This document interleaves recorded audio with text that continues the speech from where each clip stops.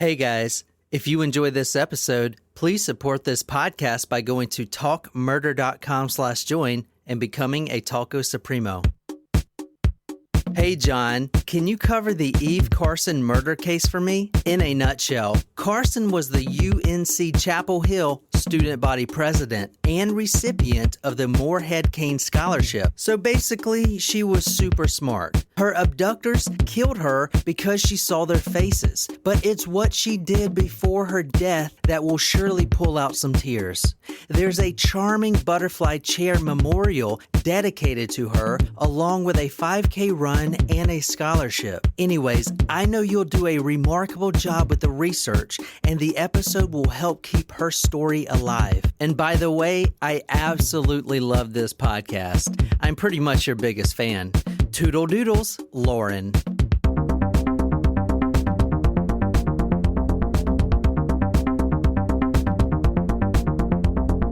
Well, tacos, some of you may or may not know, but John and I are getting married exactly 1 month from today. Woohoo, happy month anniversary. Thank you. The 21st of May. Nope. Although by the time this episode is released, it'll be less than a month, but you know. And I'm sure, I know some of our Taco Supremos are going through something similar to what John and I are, which John doesn't really care, but it's a little stressful trying to figure out what a wedding would be during coronavirus. But our Taco Supremos did the coolest thing, and they literally pulled some money together and got us like the most expensive thing on our registry, and I'm so thankful. That is the nicest thing, you guys. We're just blessed to have such awesome fans. Yes, thank you so much. The espresso machine is great. It's a Breville, and I've been jacked on coffee all fucking day.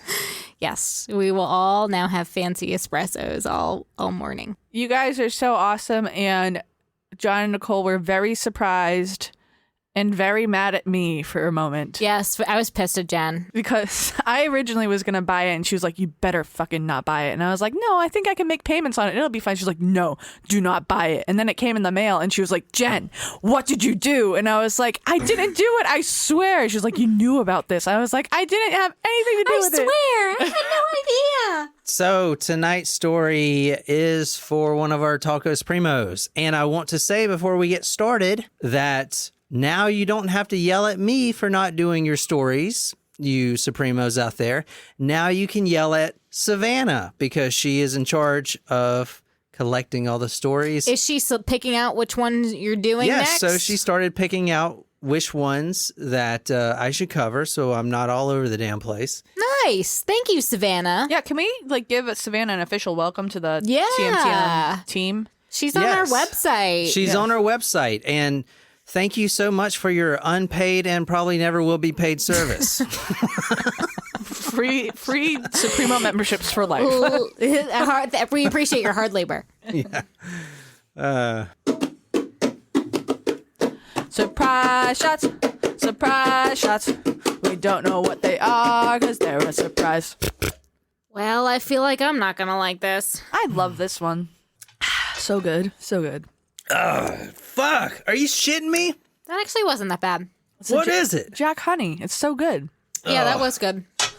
Gross. I can do the Jack Honey. Tastes a little bit like honey cough medicine, but that's okay. Oh, it's I've never probably had honey tasting flavor. weird because I'm mixing it with the espresso. Yeah, probably. Because the espressos were really bitter. Tonight's story is for our Taco Supremo in North Kakalaki, Lauren. Lauren has requested a couple really good stories. So thank you so much, Lauren. And Lauren has requested a lot of good stories. Ball Dead was Lauren's, right? Yes. That was good. This is tonight's victim, 22-year-old Eve Marie Carson. If you want to describe her, Nicole. Blonde. Sweet. Pretty.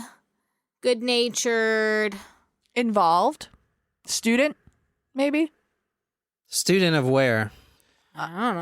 I don't know. think A about- college student, maybe? Well, so Lauren. I know she's from North Carolina. Is this UNC? Yep. Yeah, that's She's correct. wearing Carolina blue in the first two pictures. Oh, the second one's kinda purple. Yeah. This is Eve Marie Carson. She's 22 years old. At the time of her murder, She was a student at UNC, that's University of North Carolina, Chapel Hill. Tar Heels. Mm-hmm. Yeah, the Tar Heels, very good. So, we're talking about her tonight. This is a heartbreaking story, especially when you get to know who she was.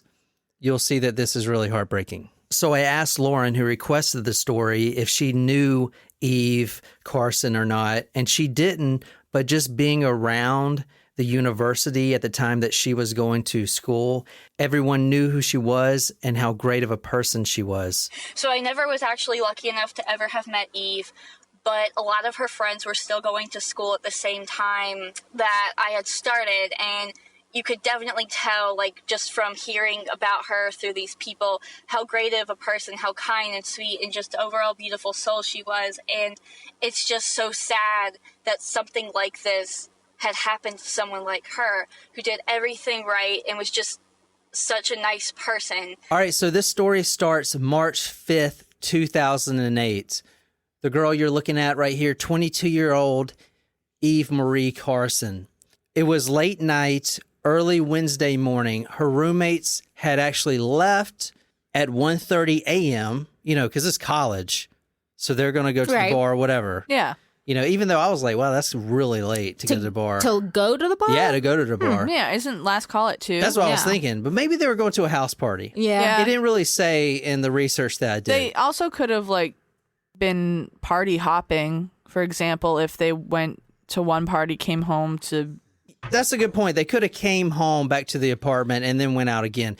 But what we do know is that the roommates left, maybe for the first time, maybe again, at 1:30, and they invited their roommate and best friend, Miss Carson here, out with them. But as you'll see, she decided to stay in that night and pull an all-night study session. And you'll see why she decided to do that here in a minute. Before she decided to stay home and study, she had attended the Tar Heels men's basketball game against Florida State. I know you said that Tar Heels. So Yeah, they have a very famous sports program, especially basketball. they're not as good as Duke, to be honest.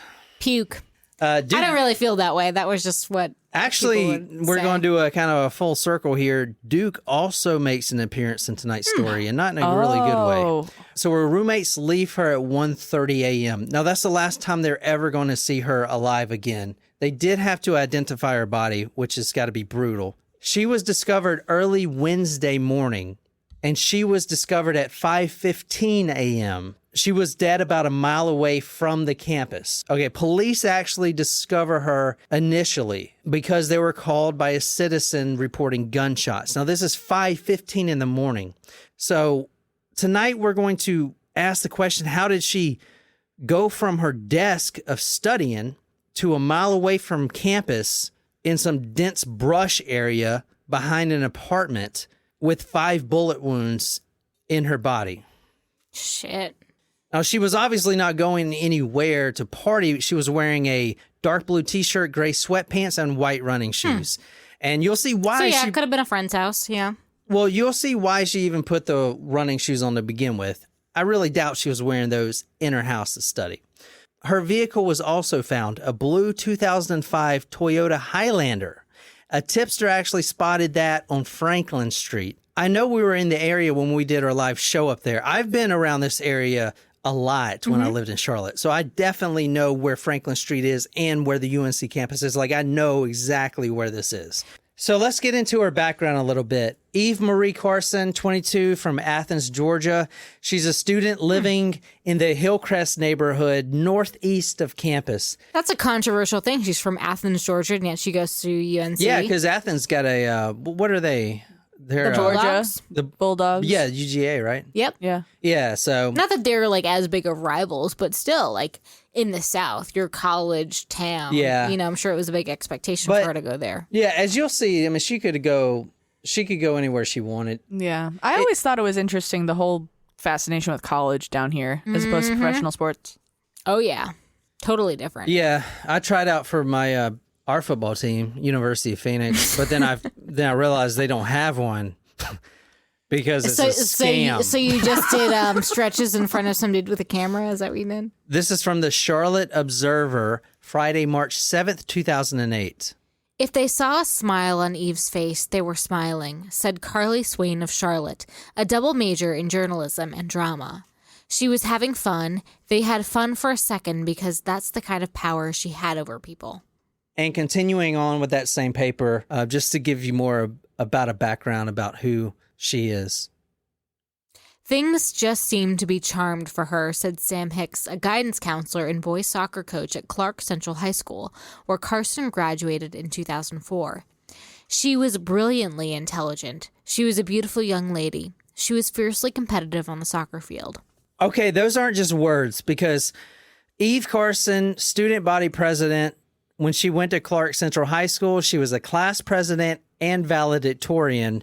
Eve was a prestigious Moorhead Kane Scholar. Not only that, she was a North Carolina Fellow, 4-year leadership development program for undergraduates. She was also a pre-med student, majoring in political science and biology. I was a political science major.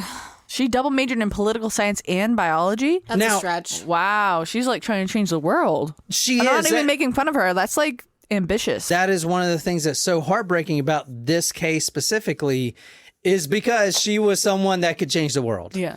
She barely had any free time. Remember, her friends are out at 1:30 a.m. and what is she doing? She's sitting at her desk studying. Yeah. The free time she did have, when she wasn't traveling to Cuba and volunteering in Ecuador and Egypt and Ghana, She a she's missionary? volunteering, helping out the local people. She's doing that out of the goodness of her heart. She's paying for it out of her own pocket to go volunteer. When she's not doing that, she's volunteering as a science teacher at Chapel Hill Elementary School. Personally, I can't even come within 200 feet of an elementary school.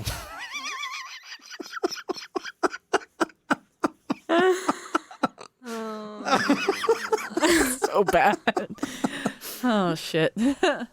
All right, Nicole, this is from her high school principal, Maxine Easom, E-A-S-O-M. She said this about Eve Carson. Eve was just the most wonderful young woman you would ever want to know. She was brilliant. She was absolutely beautiful. Everything she did was aimed at helping other people. It's one of the greatest tragedies I've ever known. Eve was one of the young women who could change the world. Has anyone ever noticed that in clips like this, would you ever, if this was a man, would they ever talk about his looks? What do you mean? She was absolutely beautiful. Oh, yeah, that's a good point. It's only an identifier for females. Maybe you'll see he was a handsome young man, but most often... Or they would say good looking. But most often in these types of cases, a female's looks is an identifier and it is part of a woman's identity. Hashtag down with the patriarchy. Let me recap right quick before we move on. 22-year-old college student. Her friends go out at 1:30 a.m. She decides to stay home in her apartment. She's studying. That's the last time they see her. At 5:15, the police approach her after being called for shots fired. And there she is. She's laying on the ground. She's deceased. And she's got 5 bullet wounds in her. I mean, that's where we're at right now.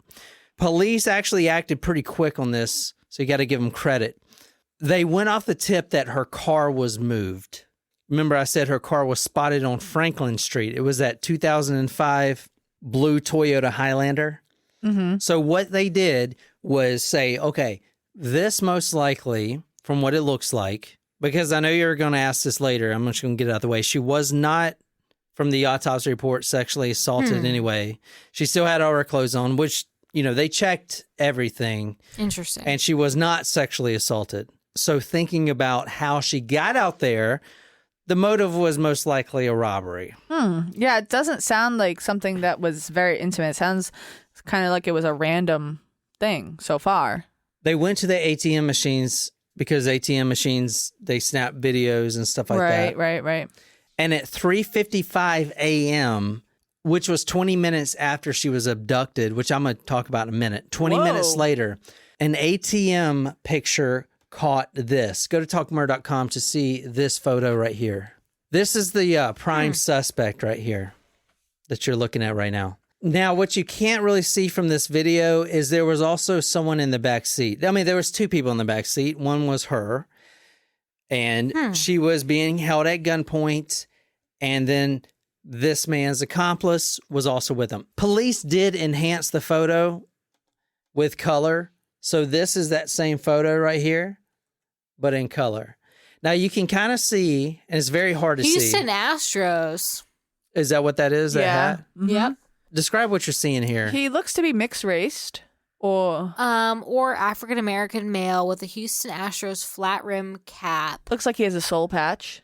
What's the soul patch? You know, the soul patch. You have the the beard Oh, underneath I the can't chin. tell if that's a shadow, but he also looks like he has an afro that's sticking out from under his cap. Oh yeah. Yeah, and so he's wearing a gray hoodie. Now, what they also noticed is you can kind of see someone in the back. That's why they enhanced the photo in the first place, to see if there was anyone in the back. The thing about this photo is this is Eve Carson's vehicle right here, this Really? 2005 blue Highlander. Police get this photo and then realize that this man you're seeing right now and an accomplice, which you can kind of see in the back, they abducted her when she was studying in her apartment. And I'm going to get into all of how it happened in a second. They forced her into her own car, drove around to all these ATM machines, and in total, they pulled out $1,400. Okay. Wow. That was apparently what her life was worth to them, $1,400. So, yeah, you can see how this story really drove me crazy. It's really interesting when you word it that way. That's what her life was to them, was that amount of money. And I know a lot of crimes are monetarily motivated, you know, robberies, etc. But $1,400 really isn't a large sum. And they didn't have to kill her either. No, they didn't. They didn't rape her or anything. I'm going to spoil it for you. They killed her because she saw their faces. That was it. And I believe after researching her background, she would have promised not to go to the police and just called this whole thing off. She would have probably moved the fuck out of North Carolina. But the one thing they did not have to do was kill her. Right. And they did that because, and the only reason, because she saw their faces. How did she see their face? Like, I mean, what did they not? No, but it is how he is right here. But if they took her before, like, would they have made an effort to cover her face so they wouldn't have to do that? No, they just They threw didn't her in the care. car. No, they didn't give a fuck. So they didn't care regardless if they saw her No, face. dude, his face. these two guys do not give a shit at all. So that they knew that they were going to kill her, though. Yeah, they knew they were going to kill It her. wasn't like a, oops, she saw my face, I'm going to kill her, I have to kill her now. The whole time, the intent was to kill her because they didn't bother to hide their face. Honestly, they're just stupid. You know, Yeah. they're stupid people. But anyway, both of these men that were involved in this murder were apprehended. You have Lawrence Alvin Levette Jr. In January 2008, remember I said this was when? March 5th. Mhm. In January of 2008, so 2 months before. 2 months before, Lawrence Alvin Lovett Jr. just turned 17. So he's a minor, a 17-year-old doing this. Wow. And he was actually the driver. So go to talkmurder.com to see this photo, but that is him right there. That's Lawrence Lovett Jr. The 17-year-old driver. Was that Exactly. also the killer? They were both the killer. They both shot her. The autopsy... 5 shots. 5 shots, yeah. Now I'm going to get to the whole murder here in a second. Now, Lovett is from Durham, North Carolina. He was actually on probation already, which is really going to piss you off about this case, because neither of these guys, 17-year-old and 22-year-old, should have been on the streets at all. They were both charged with felonies and nothing was done about it. Really? And this was a big outrage because you have someone that could still be living if they were properly, locked up, if you will. Lovett was already on probation for a misdemeanor larceny and breaking and entering 10 days before he turned 17. And he was given a suspended sentence for these. The accomplice, 22-year-old DeMario James Atwater. He was actually arrested at 5 a.m. Wednesday, 12th of March, 2008.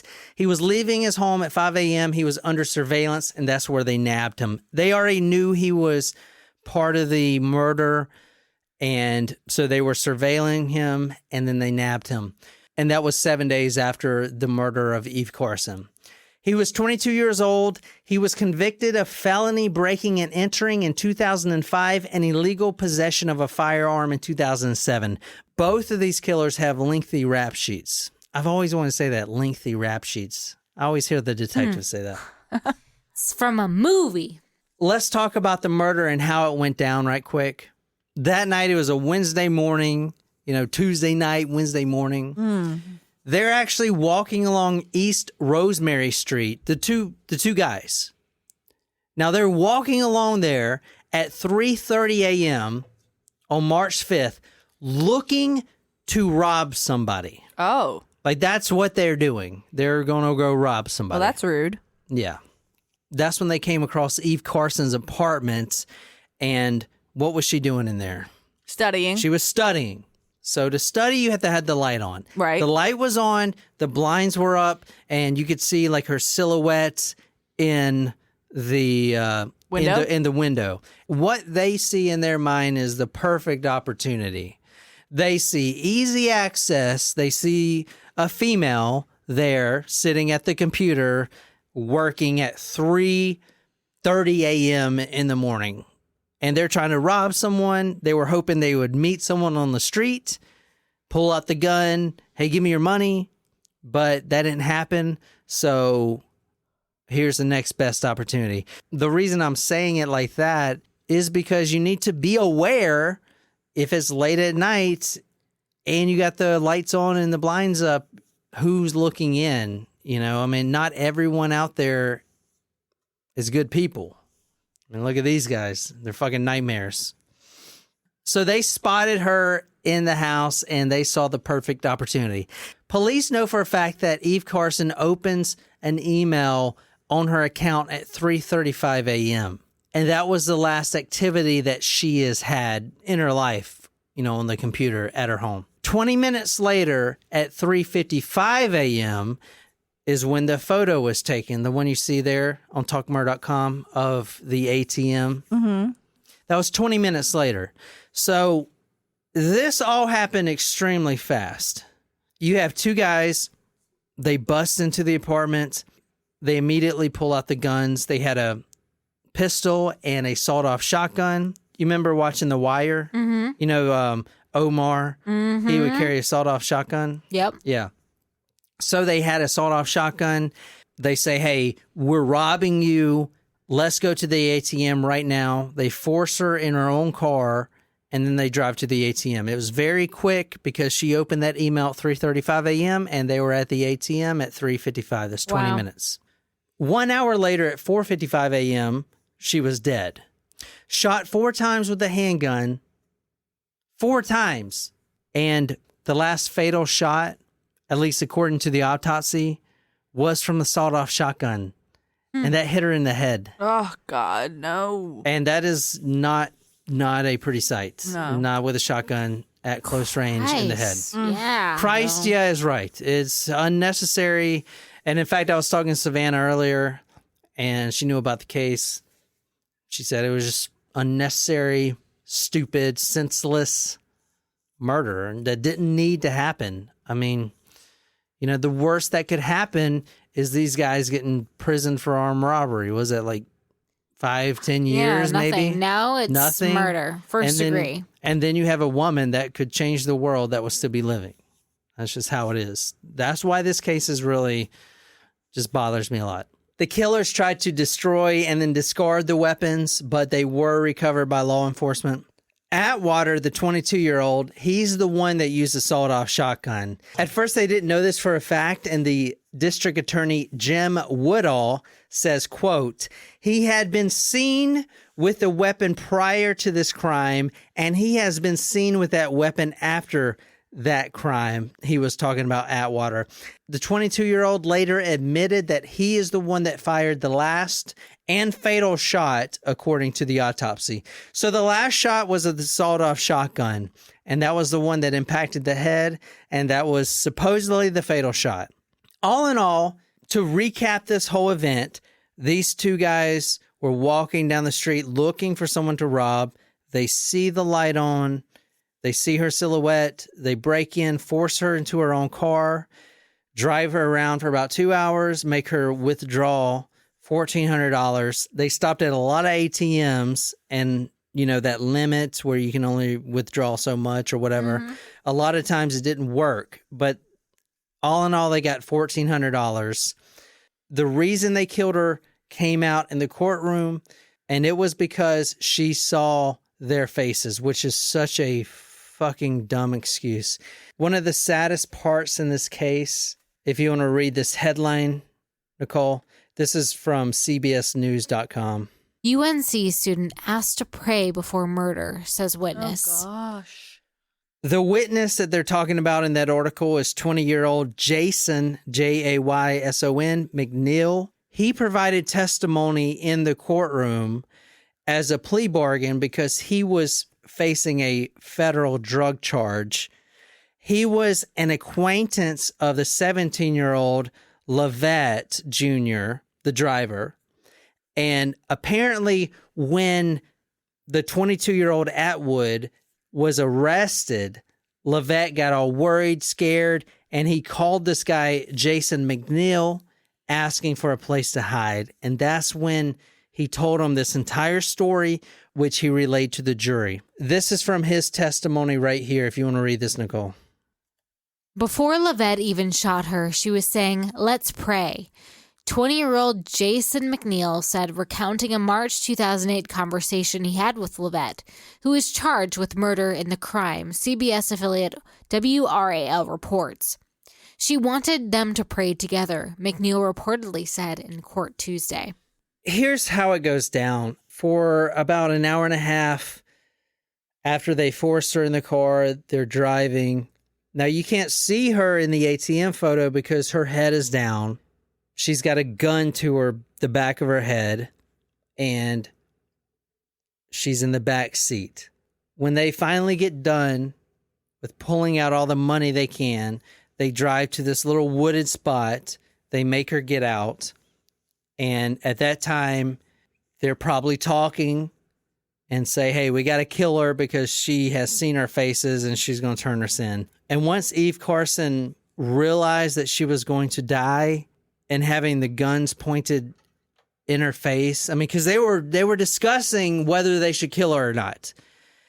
And the whole time she was pleading with them. This is another quote from McNeil to the jury. Quote, Lovett said the whole time that Eve Carson was in the back seat, that she was pleading for her life and explained that they didn't have to do what they were doing. She's not saying, please let me live. You don't do this to me, please. She's saying, you guys are better than this. You don't have to go down this route. You guys are better than this. You know, she's like, even faced with death, she took the high road like that. The saddest part about this case is she's outside of the car. They're talking about executing her. And this is about 5 a.m. And once she realizes that she's about to die and there's no other alternative because they've already made their mind up, she simply asked them to pray with her. And I feel that is just... Oh, that's like just hurt your heart. Yeah, it does break your heart. It really does. And in the last moments of her life, it's truly heartbreaking, but she had asked her abductors and would-be murderers to pray with her because she knew she wasn't getting out of this alive. From the little tidbits I know about her, she was an amazing person. They didn't have to kill her. Most likely, and I don't know her personally, she would have probably forgiven them and said, "This, y'all don't have to," because she was saying, "Y'all don't have to do this. This isn't the way to do things." She could have helped them. You know, it's just so. She was probably sad, praying for them in her last moments too, you know. Selfless, very selfless. Yeah, and geez, she was selfless. I mean, her free time, like I said, she was using her own money to go to Ghana and Egypt to volunteer for missionary trips to help people in need over there. So now I'm going to brief over this real quick, just because there was a public outrage about this. But as I said before, DeMario Atwater, the 22-year-old, he was actually on probation since he was 21, but he actually didn't know that because his parole officer didn't contact him the entire year. If you guys can tell, this is going down the route of the system is broken. And a lot of public outrage in Charlotte is about how the system is broken. Atwater's PO didn't even contact him within the year. This guy didn't even know he was on parole. His probation, the guy you're looking at the top right here, if you go to talkmurder.com, his probation was actually handled and he was shuffled around by 10 different parole officers. Lawrence Levette, the 17-year-old, he was also on probation, but he did not know because his parole officer never contacted him at all. Now, I'm not saying that that is an excuse for murder in any way, but I am saying that these killers were going down the wrong road, and I believe that the system, if it was working correctly, I mean, they would have been in jail for this stuff. I mean, they had multiple charges, and now they're out, and they're not even being checked on by their parole officer. And the reason I'm glossing over that real quick is because it was a public outrage, and it is part of the case, so I feel like I have to. Does it make sense? Another thing that I've got to go over real quick because it is a part of the case, and like Lauren, if you know this case well because it's close to home, you most likely don't know this aspect. This is completely unrelated to the murder. I just found this extremely interesting and just completely weird, and it also ties into the rest of the story. 2014, a Raleigh News and Observer reporter, which is a newspaper there, was traveling in India, of all places. He spotted this billboard while he was traveling in India, and it caught his eye. Go to talkmurder.com because you definitely want to see this. This is very weird for a true crime case. There's no other true crime case where you would ever see this. This is in 2014, and he spots this. Did you see the picture? That's the murder victim, Eve Carson. Right. So what you're looking at now is a billboard in India, and this has nothing to do with the murder. It's a sidetrack, I know. It is part of her story, so I want to cover it. Now, this is a billboard that was in India that was spotted. And if you want to read this, the company is Jubarish, and I probably mispronounced that, but it's a consultancy that helps students travel abroad and eventually find work after their schooling. It's, you know, I don't know if we have those here. Her picture? It was using her picture. Now, I want to say that That's bizarre. Yeah. They didn't actually know anything about her murder. They were just using the picture because they were probably using a lot of students' pictures. But it is interesting because I don't think this has ever really happened in true crime before. If you want to read this, this is from the Charlotte Observer, Friday, March 23rd, 2012. Justy Matthews, a director with Jubilee Consultancy, wrote of his deep agony, pain, and hearty condolence, and my unconditional apologies from the bottom of my heart. In an email to the Raleigh News and Observer, Matthews said that the use of Carson's image was an inadvertent mistake from one of the subcontractors who knew nothing of Carson's murder. He said he had sent a new subcontractor to look for the billboards, and one was removed immediately. So they did remove the billboards. Now, this isn't part of the murder or whatever. It's part of her story, so I'm including it in there. You guys understand that, right? Right. Weird, though. It is weird, right? It's very weird. And it's really weird that a Raleigh News and Observer reporter was just in the right place at the right time, because there's probably not many of them billboards. Right. And imagine if it wasn't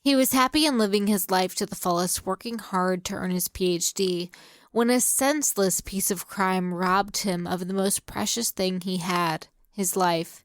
His parents lost their only son, his sister lost her brother, we lost a friend, and the world lost a wonderful person. Unfortunately, you don't hear about his murder as much, but I definitely wanted to cover it because it's just as important. Unfortunately, the prosecution really didn't have much to go on.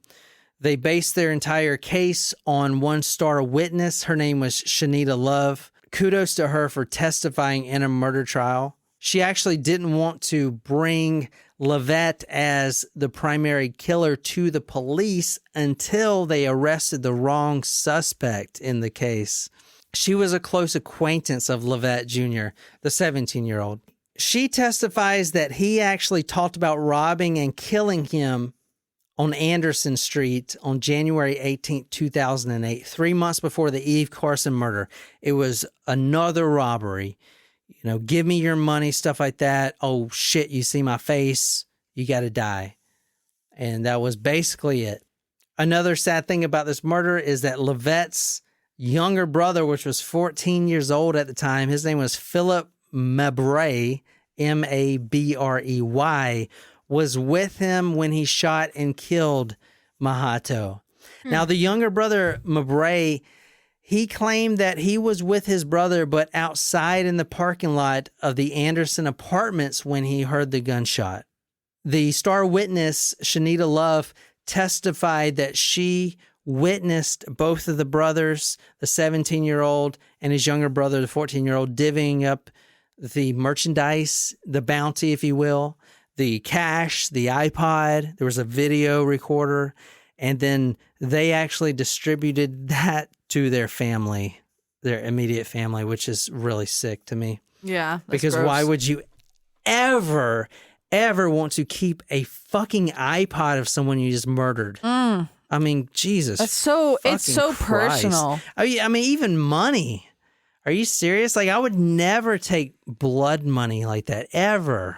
No. I mean, the karma that's going to come with that shit? And Fuck I agree. that. I agree. But in a weird way, I kind of feel like the iPod is even worse. Yeah, because, like, you can't just spend it and be rid of it. No, but, like, only because, like, with money, like, cash has, like, you know, cash goes from hand to hand. And that's, you know, you don't really think of who you got that bill from, but like to look at an iPod and to see like my favorites or like different names of different playlists. Yeah, he had to like delete mean? his fucking playlist. It's just kind of weird. Oh, let me delete all this Indian guy's playlist. He's listening to all this dumb shit. Let me delete that. The younger brother was never charged because the prosecution, I mean, think about it.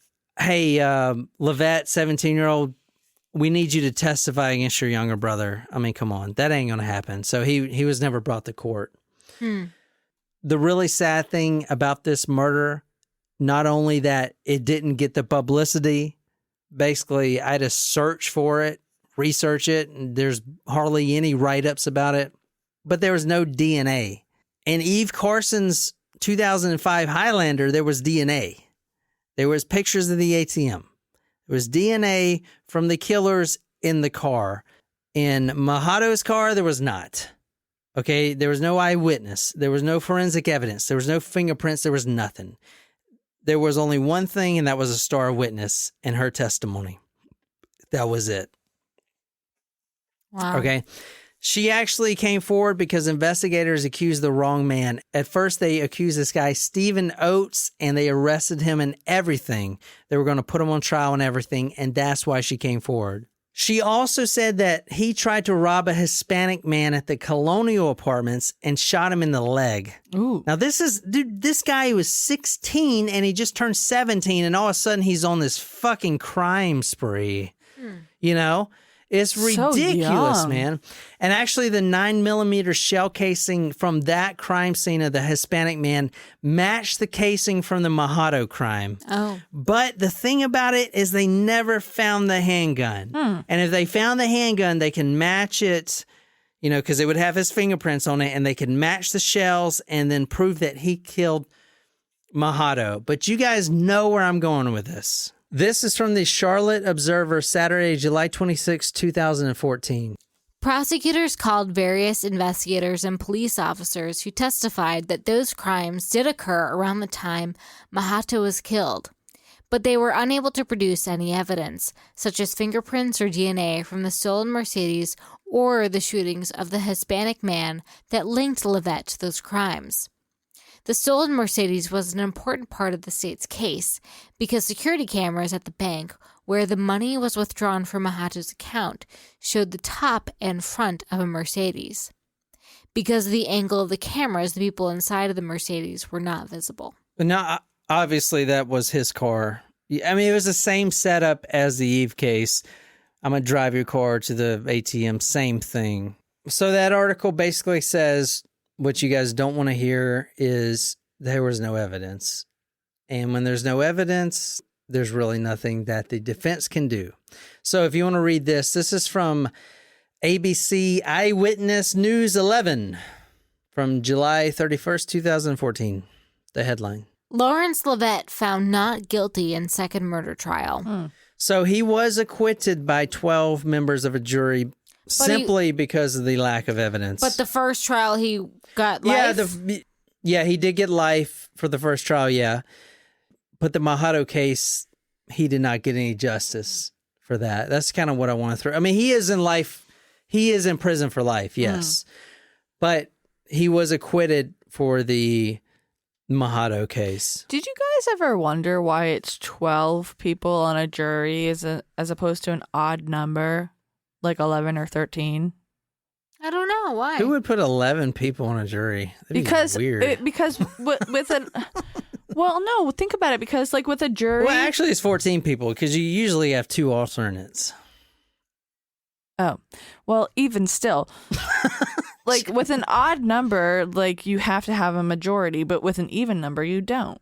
But even though the rule is that it has That's to be a good point, Jen. you have to be unanimous, but like. Yeah, that is a rule. Why wouldn't you want an odd number? That's a good point. That's actually a really good point. I never thought about that. You know, it's probably because I believe humans just like even numbers. They just they're rounded off. Yeah. You See, know? but here's what I think. Here's think my there was a rounding. logic. I don't know why, but my brain does not like even numbers or odd numbers. I only like intervals of 5. You know what's really crazy? I like even. When I learned this, I was mind blown. So we use base 10, right? It's the number system. We only use that because we have 10 fingers. Okay. We also have 10 toes. So both killers are in prison for life. You guys got any questions about anything? No. Pretty depressing case. It's really sad. Thanks It a lot, is. Lauren, for your depressingness. We love you, Lauren. Yes, we do love you, Lauren. It's just very sad that, you know, both of these victims were so Fucking brilliant. Yeah, I know. Well, I would like to say they were so intelligent, but that doesn't make it any better or worse than if someone of less intelligence was murdered. Yeah, but she was in her apartment studying Yeah. because she was such a brilliant person, which pissed me off. Yes. Because if she wasn't, she'd be at the club drinking and she would have been fine. Some of the quotes that she had were so beautiful and so sweet about how much she loved the campus. We put on the back of t-shirts still, and it's just a nice memory to have of her. It's very sad. It is a very sad story. Two other things I want to go over real quick. The parents of Eve Carson and the younger brother were actually too grief-stricken to even talk to media. And I looked through all the papers. I have not seen one interview with the parents. And so they must be really, really hurting still about this. The only positive thing about the Eve Carson case is the scholarship in her name. That's awesome. Every year they give a scholarship to someone, you know, who deserves it. It's nice. I'm putting the link on talkmurder.com about this year's scholarship. It talks about Carrie Reed. She is the awardee of the scholarship. So recipient of the scholarship. But I'm glad that you recommended it, Lauren. It's a really interesting case. and I hope I did it some justice for you. If you enjoyed this episode, be sure to hit that subscribe button on whatever podcasting app you use. If you like this story, you can follow us on social media, Facebook, Twitter, Instagram. If you're absolutely obsessed with this podcast and want to become our student body, go to talkmurder.com/join, become a Talko Supremo, get a badass t-shirt, sticker swag, a lot of love, shout it out all over the place. Tell me what story you want me to do. I'll research it and I'll dedicate it to you on the Talk Murder Me podcast. My name is Jen, here with John and Nicole. And until next time, good night, you lovely, lovely people.